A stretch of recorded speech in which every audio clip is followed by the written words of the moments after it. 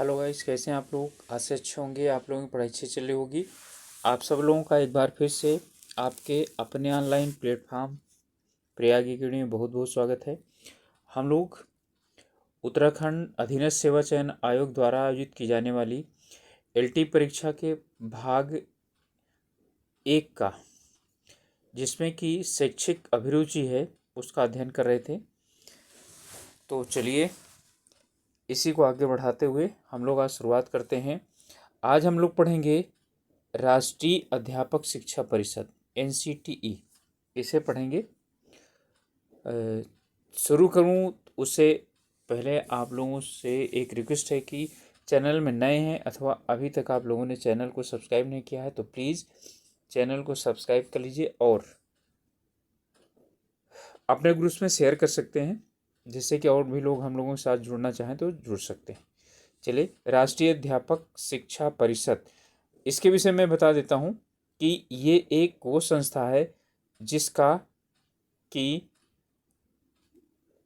भारत में कहीं पर भी शिक्षा का कोई भी कार्यक्रम होता है, यानी कि कहीं कार्यक्रम है या कोई भी है, पाठ्यक्रम निर्धारित करना है, कुछ भी कार्य है, ठीक है, तो वो यही उत्तरदायी है, उसके लिए ये उत्तरदायी है। ओके, तो सबसे पहले शुरुआत करते हैं इसका ध्येय वाक्य। तो इसका ध्येय वाक्य है गुरुर गुरुतमो धाम, ठीक है। अर्थात गुरु जो है वो, यानी कि अध्यापक जो है वो सबसे श्रेष्ठ धाम है। गुरु सबसे श्रेष्ठ धाम है, ठीक है। अथवा हम ये भी कह सकते हैं, दूसरा अर्थ ये भी कह सकते हैं कि जो गुरु है वो शिष्य को मनुष्यत्व से देवत्व की ओर ले जाता है या अज्ञान से ज्ञान की ओर लेकर के जाता है। तम का मतलब है अंधकार, से धाम का मतलब है सत्यता की ओर लेकर के जाता है। इसके स्थापना 17 अगस्त 1995 को हुई, ठीक है। और अधिनियम क्या था? अधिनियम था राष्ट्रीय अध्यापक शिक्षा परिषद अधिनियम 1993, ठीक है। तो राष्ट्रीय अध्यापक शिक्षा परिषद अधिनियम 1993 की धारा 73 के द्वारा यह एक क्या है, स्वायत्त निकाय है जो केंद्र सरकार के अधीन कार्य करता है। इसका जो मुख्यालय है वो दिल्ली में है, ठीक है। और मुख्यालय के जो अध्यक्ष होते हैं, ठीक है, इन मुख्यालय का जो वो होते हैं, चेयरपर्सन होते हैं, उनको अध्यक्ष नाम से जाना जाता है। ओके, इनकी जो है 4 क्षेत्र समितियां हैं।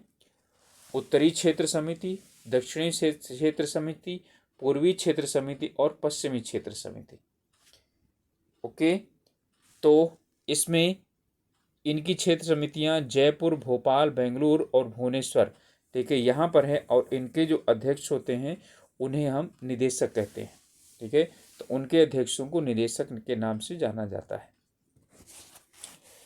तो इसका मतलब है स्थापना, ध्येय वाक्य, और कब ये संसद के द्वारा क्या किया गया, ये सांविधिक निकाय बनाया गया, ठीक है। तो ये सांविधिक निकाय है या विधिक निकाय है या संविधानेतर निकाय। संविधान में इसका कहीं पर भी वर्णन नहीं है।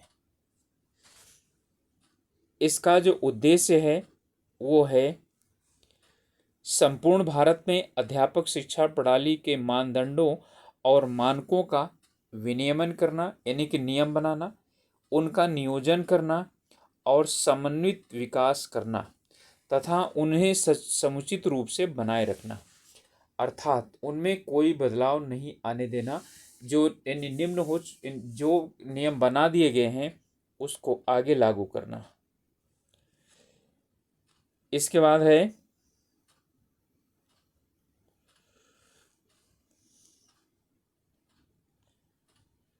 अगला, इसके कार्य क्या क्या है। तो कार्य देख लीजिए, यहीं से तो प्रश्न बनने हैं। शिक्षक शिक्षा, यानी कि जो शिक्षक, जैसे बीएड है, एमएड है, शिक्षक शिक्षा के अनेकों पहलुओं का सर्वेक्षण करना, उनका अध्ययन करना, उनके परिणामों का प्रकाशन करना, ये इसका यानी कि सबसे पहला सबसे प्रमुख कार्य है। शिक्षक शिक्षा के क्षेत्र में उपयुक्त योजनाओं और कार्यक्रमों की तैयारी में केंद्र व राज्य सरकारों, विश्वविद्यालयों, यूजीसी आदि को सिफारिशें करना, ये भी इसका क्या है, कार्य है। क्योंकि जो ये उत्तरदायी किसके लिए है, जो अध्यापक से यानी फर्स्ट से लेकर के और 12th तक पढ़ाते हैं, ये उनके लिए ये उत्तरदायी है। ठीक है, तो पहली से लेकर के फर्स्ट से लेकर के 12th तक की जितने अध्यापकों की नियुक्ति होती है उन सब के विषय के लिए ये उत्तरदायी है। इस बात है, देश में शिक्षक शिक्षा और उसके विकास का समन्वय और उनकी निगरानी करना। शिक्षक शिक्षा के पाठ्यक्रम यानी कि जो पाठ्यक्रम है अध्यापक बनने के लिए उसका और प्रशिक्षण का मानदंड निर्धारित करना। ठीक है, अब जैसे इन्होंने पहले बीएड 1 साल का किया था, अब फिर उसके बाद बीएड को 2 साल का कर दिया गया। ठीक है, अब बीएड को समाप्त करके उसकी जगह पर दूसरा लेकर के आए। ठीक है, आईटीईपी वो जो है अब 4 साल का होगा, इंटीग्रेटेड कोर्स होगा ये। अगला है शिक्षक शिक्षा जो है ना, स्कूलों में शिक्षक की नियुक्तियों की न्यूनतम मानदंड निर्धारित करना, अर्थात न्यूनतम योग्यता निर्धारित करना कि क्या होना चाहिए। ठीक है, जैसे उत्तराखंड में अपने यहाँ है एलटी के लिए यानी पहली से 5वीं तक पढ़ाने के लिए डीएलएड होना ज़रूरी है, सीटेट हो यूटेट या सीटेट होना ज़रूरी है। इसी तरह से जो 6वीं से लेकर के और 10वीं तक पढ़ाने वाले हैं उन्हीं को एलटी वाले बोलते हैं, तो इसके लिए एलटी ग्रेड, ठीक है, और टेट 2 पास होना चाहिए। जो इंटरमीडिएट वालों को पढ़ाते हैं उनके लिए ग्रेजुएशन यानी पीजी होना चाहिए और साथ में बीएड होना चाहिए। तो अलग अलग के लिए निर्धारित है, तो ये सब मानदंड न्यूनतम ये निर्धारित करता है, बाकी राज्य सरकारें अपने अनुसार उसे रेगुलेट करती हैं। शिक्षक भर्ती है तो परीक्षा संबंधी मानकों का निर्धारण करना, अर्थात शिक्षक भर्ती परीक्षाओं के लिए, ठीक है, ये मानदंड निर्धारित करना।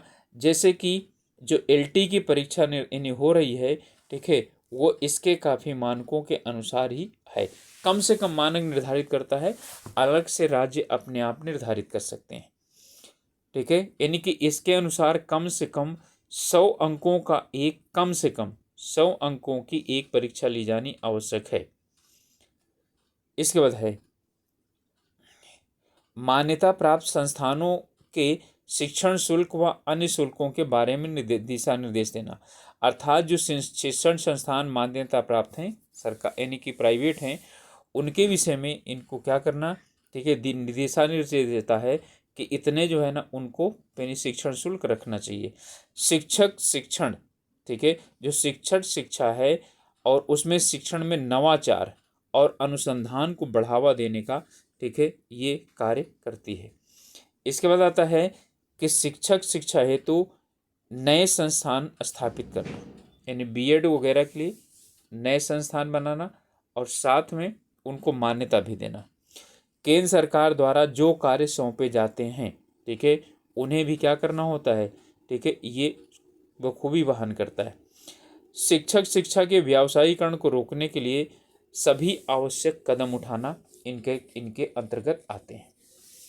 इसके बाद, ठीक है, आता है एकीकृत शिक्षक शिक्षा कार्यक्रम, ITEP फुल फॉर्म इसका इंटीग्रेटेड टीचर्स एजुकेशन प्रोग्राम। ठीक है, ये एक 4 वर्षीय यानी प्रोग्राम है, अब शुरुआत हो गया है और इसका अभी जो है फॉर्म आ चुका है, ऑनलाइन NTA जो है वो एग्ज़ाम करवा रही है। ये 4 वर्ष का है और 4 वर्षीय कोर्स में आपको BA, ठीक है, BSc, ठीक है, या BCom के साथ BEd का भी क्या करेगा, ये डिग्री देगा। ठीक है, ये 4 वर्ष में यानी समाप्त होना है इसका। उत्तराखंड में 2 जगह एक गढ़वाल यूनिवर्सिटी में मेन कैंपस और कुमाऊं यूनिवर्सिटी में मेन कैंपस में, ठीक है, 2 अभी पायलट प्रोजेक्ट के यानी कि आधार पर यहाँ पर निर्धारित किए गए हैं संस्थान। तो यानी कि वहाँ पर इसमें इसके द्वारा ही एडमिशन लिया जाएगा अब इस बार से। और इसके लिए न्यूनतम योग्यता है 12th। कुल 7 खंड में पेपर होगा और 160 क्वेश्चन करने होंगे 181 प्रश्न में, ठीक है। तो और शायद मुझे लगता है 26 जून को है इसका एग्जाम, एंट्रेंस टेस्ट। अब इसके बाद है राष्ट्रीय व्यावसायिक मानकता का निर्धारण करना, ठीक है। यानी कि अध्यापक के लिए जो व्यावसायिकता है उसका निर्धारण करने का कार्य इसका होता है, ठीक है, ये निर्धारित करता है। इसके बाद है नेशनल मिशन फॉर मेंटरिंग, यानी कि ये मेंटरशिप क्या करती है, प्रोवाइड करवाती है, ठीक है, ये संस्था। और लास्ट है अब NEP, ठीक है, 2020 NEP 2020 के अनुसार शिक्षक शिक्षा कार्यक्रमों का निर्माण करना, ठीक है। तो ये इसके प्रमुख कार्य हैं और यहीं से प्रश्नों का यानी कि निर्माण होगा और यहीं से प्रश्न बनाए जाएंगे। ओके, तो मिलेंगे अगले वीडियो में, ठीक है। तब तक के लिए आप लोग अपनी स्वास्थ्य पर ध्यान दीजिए, अपनी पढ़ाई पर ध्यान दीजिए। और चैनल को सब्सक्राइब नहीं किए हैं तो अभी तक या उसमें नए हैं तो आप लोग ज़रूर सब्सक्राइब कीजिए, ठीक है। और इसमें कुछ थोड़ा सा क्योंकि हाथ से लिखा गया है तो थोड़ा कुछ जो है इसमें यानी कि कम वो आएगा, यानी कि जो है फ़ोटो खींची गई तो वो भी थोड़ा सा धुंधली आ रही है, यानी धुंधली नहीं और क्लियर है, पर जो है इसमें यानी प्रकाश थोड़ा सा कम सा लग रहा है। तो उसे आप लोग विद्वत जन हैं और थोड़ा माफ़ करेंगे उस विषय पर, ठीक है। आगे इस बात की कोशिश रखी जाएगी। ओके, मिलेंगे अगली वीडियो में, तब तक के लिए ऑल द बेस्ट।